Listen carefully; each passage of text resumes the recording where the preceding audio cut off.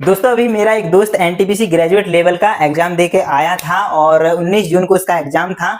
और वो मुझसे आके कह रहा था कि मैथ के बहुत ही हार्ड क्वेश्चंस आए हैं और मेरे छूट गए हैं। लेकिन जब कल मैंने उसके आंसर की, मैं उसके क्वेश्चन देखे तो बहुत इजी इजी क्वेश्चन वो 4-5 छोड़ के आया है, जो कि आपको स्क्रीन पे दिख रहे होंगे। आइए एक एक करके वो क्वेश्चन सॉल्व करते हैं कि कितने इजी वो क्वेश्चन थे और शायद इसी वजह से उसका सिलेक्शन रुक सकता है। जिसमें पहला क्वेश्चन है, लोगों के एक समूह में पुरुष, महिलाएं और बच्चे शामिल हैं। उनमें से 20% पुरुष, 30% महिलाएं और बाकी बच्चे हैं और उनका जो औसत वजन है वो क्रमशः 50 किलो, 40 किलो और 30 किलोग्राम है। तो फिर समूह का औसत वजन बताइए। जैसा कि हमें क्वेश्चन में दिया गया है, मेल, फीमेल और जो चिल्ड्रन है उनका रेशियो दिया गया है कि 20% उसमें से मेल है, 30% फीमेल है और बाकी बचे बच्चे हैं, मतलब कि 50% इसमें बच्चे हैं।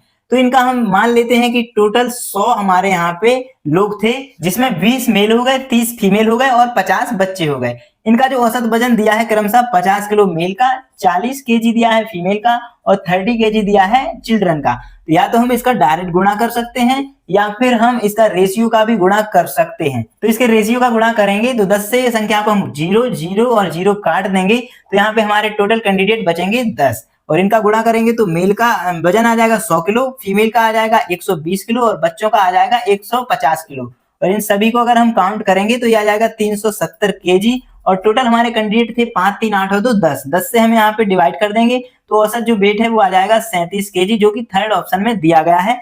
बताइए कहां से क्वेश्चन कठिन था। चलिए ऐसे ही हम दूसरा क्वेश्चन देखते हैं। तो दूसरा क्वेश्चन है कि यदि समान ब्याज दर पर 2 वर्षों का साधारण ब्याज 40 रुपए है और वार्षिक रूप से संयोजित चक्रवृद्धि ब्याज 41 रुपए है, तो मूलधन कितना है। और आपके सामने ये 4 ऑप्शन थे। तो इस क्वेश्चन से आप रेट आसानी से निकाल सकते हैं। कैसे, आइए आपको बताते हैं। इसमें दिया गया है कि 2 वर्षों का जो साधारण ब्याज है यानी कि सिंपल इंटरेस्ट है वो 40 रुपए है और 2 वर्षों का जो कंपाउंड इंटरेस्ट है वो है 41 रुपए।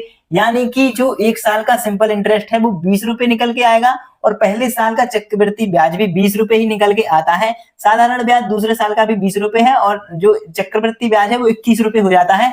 यानी कि अगले साल वो 20 से 21 हो रहा है, यानी कि 1 बढ़ रहा है। जो कि 20 पे अगर 1 बढ़ रहा है तो इसकी जो परसेंटेज निकालने के लिए 100 से हम गुणा करेंगे तो ये जो रेट है ये 5% निकल के आ जाएगी। अब आपने फॉर्मूला पढ़ा होगा कि जो 2 साल का सिंपल इंटरेस्ट और कंपाउंड इंटरेस्ट निकालने का फॉर्मूला होता है, और वो फॉर्मूला होता है CI माइनस SI बराबर P into rate upon 100 square. ये 2 साल का चक्रवृद्धि ब्याज और साधारण ब्याज का अंतर निकालने का फॉर्मूला है। यहाँ से हमने रेट पहले से 5% पता कर ली है। यहाँ पे CI हमारे लिए 41 और SI 40 रुपए दिया गया है। हमें P निकालना है, R का मान 5 दिया गया है और 100 और इसका स्क्वायर करेंगे तो यहाँ पे हम इसको सॉल्व करेंगे तो 41 में से 40 का 1 बचा और P ज्यों का त्यों, और 5 का स्क्वायर करेंगे 25 और 100 का स्क्वायर करेंगे 2 बार 100।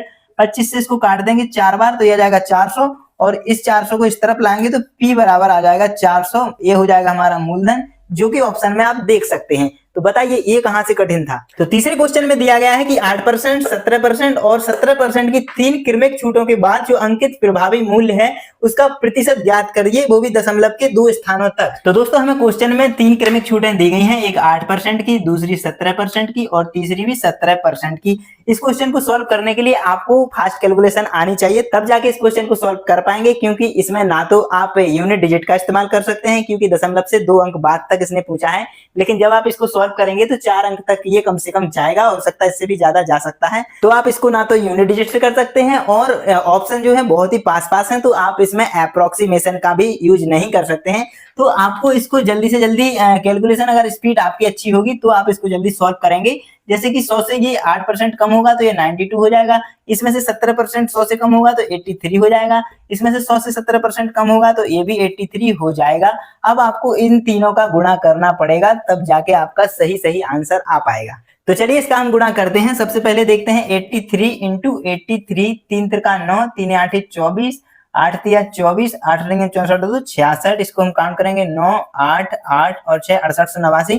इसमें हम गुणा करेंगे 92 का और 2 से गुणा करेंगे, 2 नाम 18, 2 अट्ठे 16 17, 2 अट्ठे 16 17, 2 छक्के 12 और 1 13, 9 नाम 81 हंसलाई 8, 9 8 72 और 8 80 हंसलाई 8, 9 8 72 और 8 80 हंसलाई 8, 9 8 छक्के 54 और 8 62। यहाँ पे आप देख सकते हैं, इसको जोड़ेंगे तो 8 8 7 3 3 और 6, ये हमारा आंसर आ रहा है। दशमलव लगाएंगे तो लगभग 63.38 ये आंसर आएगा, जो कि आपका ऑप्शन आप मिला सकते हैं। तो अगर आप इस तरीके से जल्दी जल्दी कैलकुलेशन कर सकते हैं तो ऐसे क्वेश्चन को सॉल्व करें, वरना ऐसे क्वेश्चन को आप अवॉइड कर सकते हैं। और मेरे हिसाब से इस क्वेश्चन को आपको करना चाहिए। कैलकुलेशन स्पीड आप अपनी अच्छी बना के रखें तो आप आराम से सॉल्व कर सकते हैं।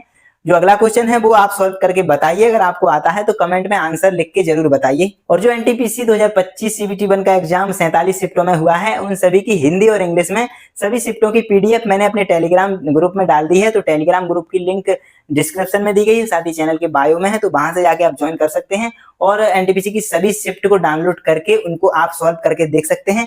क्योंकि जो अंडर ग्रेजुएट वाला एग्जाम होने वाला है अभी, उसमें भी काम आएगा, साथ ही ग्रुप डी के और टेक्नीशियन के एग्जाम में भी ये क्वेश्चंस काम आएंगे। चलिए मिलते हैं फिर एक और नई वीडियो में, तब तक के लिए नमस्कार, धन्यवाद।